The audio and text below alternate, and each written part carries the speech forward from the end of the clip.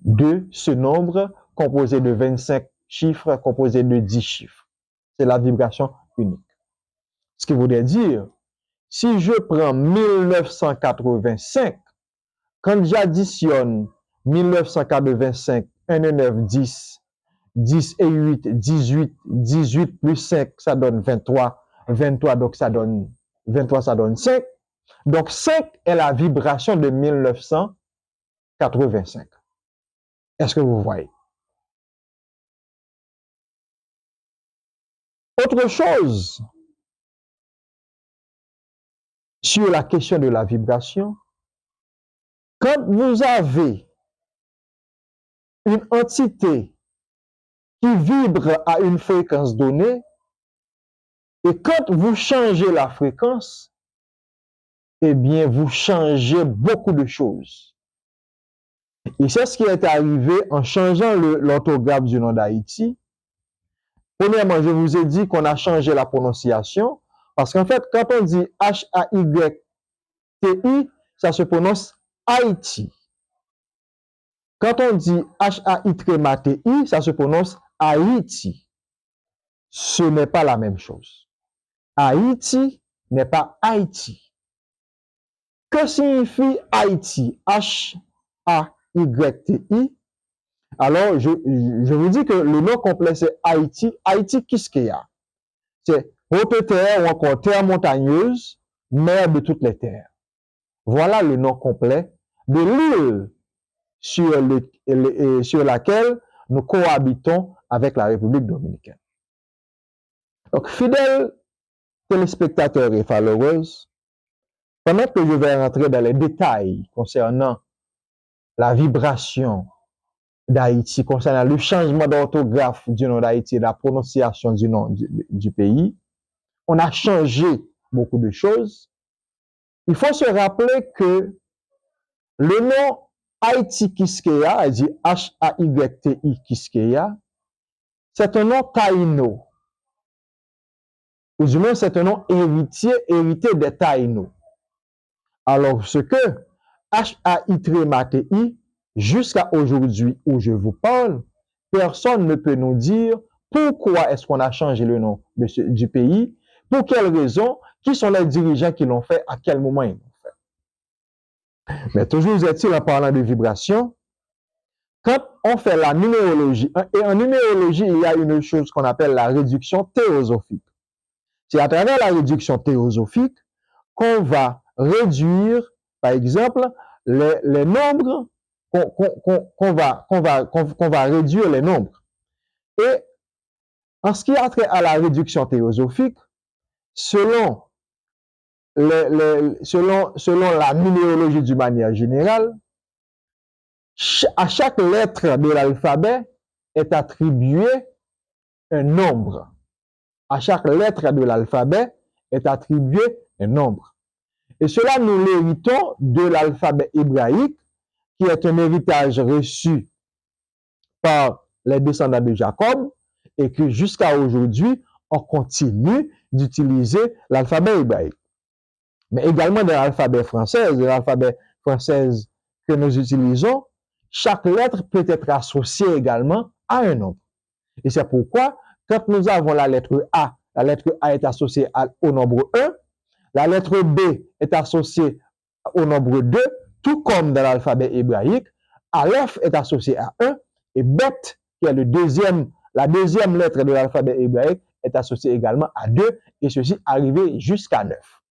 Dans l'alphabet français, nous avons 26 lettres, et dans l'alphabet hébraïque, nous avons 22 lettres. 22 lettres, 22 nombres. Donc, chers fidèles téléspectateurs, quelle est, selon la numérologie et la réduction théosophique, la vibration de H-A-Y-T-I? Cette vibration, selon l'alphabet que nous utilisons aujourd'hui, cette vibration est du nombre 9, le nombre 9. Et quand nous prenons H-A-I-T-I, la vibration est 11, parce que quand nous additionnons les nombres correspondant à chaque lettre de H-A-I-T-I, ça donne 11. 11, ce qu'on appelle un maître nombre qu'on ne va pas additionner 1 plus 1 pour donner 2. Cela, si vous voulez avoir davantage d'informations, vous pouvez toujours consulter la numérologie et les maîtres nombres. Mais là, pour les besoins de l'émission, je ne fais que citer cela. Quand on considère 9, on dit que 9, c'est le nombre de l'accomplissement. C'est le nombre de la réalisation. 9, c'est le dernier nombre compris de 1 à 9. Donc, c'est le nombre de l'accomplissement. Et l'alphabet et la vibration 9 peut aller au-delà de ce que nous disons, mais je reviendrai là-dessus un peu plus tard. Donc, nous voyons ceci, quand nous avons un égrégore, vous vous rappelez qu'on a fait une émission, plusieurs émissions où l'on a parlé des égrégores. Quand nous avons un pays dont l'égrégore a été conçu, a été monté sur une vibration 9, et quelques temps après, on a changé l'égrégore en question, on a changé la vibration, et depuis lors, nous voyons que le pays n'a cessé de connaître des moments difficiles. Et pour l'histoire, il n'y a que les Duvalier qui ont pu diriger de bras de fer dans le sang et dans l'obscurantisme à ce pays. Il n'y a que les Duvalier qui ont pu maintenir un niveau de stabilité économique et sociale dans ce pays. À part eux, ceci pendant 28 ou 29 ans, à part les Duvalier, personne n'a réussi. Et quand j'ai cherché à comprendre pourquoi, parce que Duvalier également, c'est une vibration 11. C'est-à-dire les Duvalier ont été en phase avec la vibration du nouveau égrégore qu'on a créé, de cette nouvelle énergie qu'on a créée. Ceux-là qui sont très versés dans l'ésotérisme, dans l'occultisme même, nous savons que 9, c'est le fondement. 9, si nous considérons également le Tao, 9, c'est l'ermite, c'est l'accomplissement, c'est la sagesse. 11, le nombre 11, on dit que c'est un maître nombre. La 11e arcane, cette porte est toujours fermée.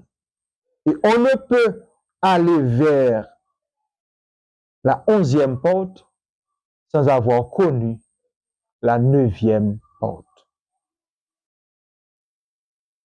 Ceux-là qui ont fait ce changement, ils n'ont pas réussi.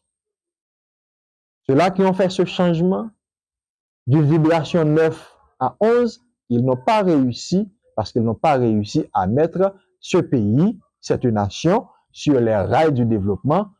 Et jusqu'à aujourd'hui encore, nous payons les conséquences de leur inconséquence. Chers fidèles followers et téléspectateurs, permettez que je rends un hommage bien mérité au docteur Daniel Mathurin, que j'ai connu depuis mon enfance, à travers les émissions qu'ils ont réalisées. Alors, Daniel Mathurin, le docteur Daniel Mathurin, et l'ingénieur Ginette Péodin, sa femme, deux éminents personnages qui ont travaillé selon ce qui est raconté pour la NASA et qui sont rentrés en Haïti pour continuer à faire des recherches et qui, à travers la télévision nationale d'Haïti pendant les années 90, si je ne me trompe pas, ils ont réalisé des émissions où on a parlé en long et en large d'Haïti, on a parlé du débarquement de Christophe Colomb, on a parlé des Templiers, on a parlé de beaucoup de choses.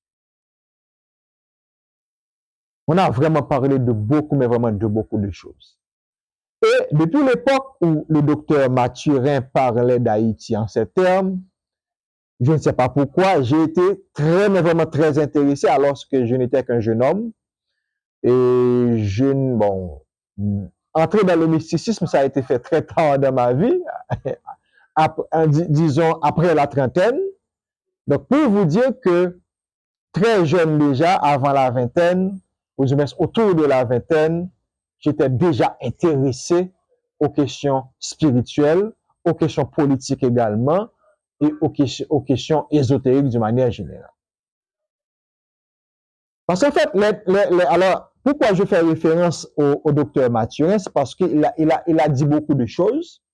Il a dit beaucoup de choses sur Haïti et que je peux me servir des choses que je ne comprenais pas à l'époque. Par exemple, quand il a parlé des Templiers du Baphomet, là, à l'époque, c'était plongé dans une rivière sans fond. Je ne comprenais pas.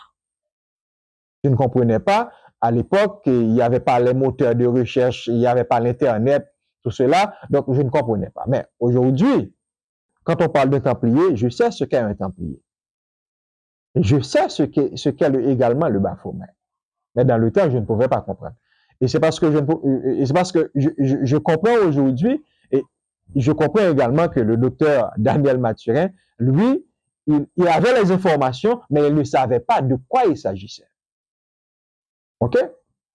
Chers fidèles followers et téléspectateurs, la vibration, nous revenons sur la question de vibration, le changement d'orthographe du pays, pour vous dire, dès qu'on a changé l'orthographe du pays, et dès qu'on a changé également le drapeau du pays, alors on a changé beaucoup de choses. Haïti, qu'est-ce que ça signifie? Haute terre, mère de toutes les terres. C'est-à-dire, ici, Haïti est le centre névralgique du monde. Haïti est le centre du monde. Quand on parle de l'énergie première se trouve ici en Haïti. Oui, l'énergie première se trouve ici en Haïti. On a dit beaucoup de choses. Mais tous ceux-là qui parlent, soit ils sont des ignorants, ils ne savent pas de quoi ils parlent, ou du moins, ils sont d'éminents savants, ils savent très bien de quoi ils parlent, mais ils évitent de parler d'Haïti pour ne pas éveiller les soupçons, parce que là, qu'est-ce que vous voyez? On est en train de faire, est-ce que je peux dire la lessive en Haïti? Mais laissez-moi vous dire, ce pays, il a ses fils authentiques, il a ses gardiens. Il y a des élus en Haïti. On ne peut pas se débarrasser de ces élus. Moi, je fais un travail, je m'en vais. Mais viendra un jour, je ne sais pas qui, ceux-là qui auront, n'est-ce pas, à réveiller l'énergie première de cette nation, de ce pays, et à remettre le pays sur les rails du développement. Pas une forme de développement comme l'Occident le prône, mais sur une forme de développement personnel, d'évolution spirituelle, pour réveiller, pour mettre la vibration qui est la vibration neuve, qui est la vibration de la sagesse, la vibration de la réalisation, la vibration de la matrice universelle. De la matrice universelle. Parce que Haïti, c'est la mère de toutes les terres. La mère de toutes les terres, c'est Haïti Kiskeya.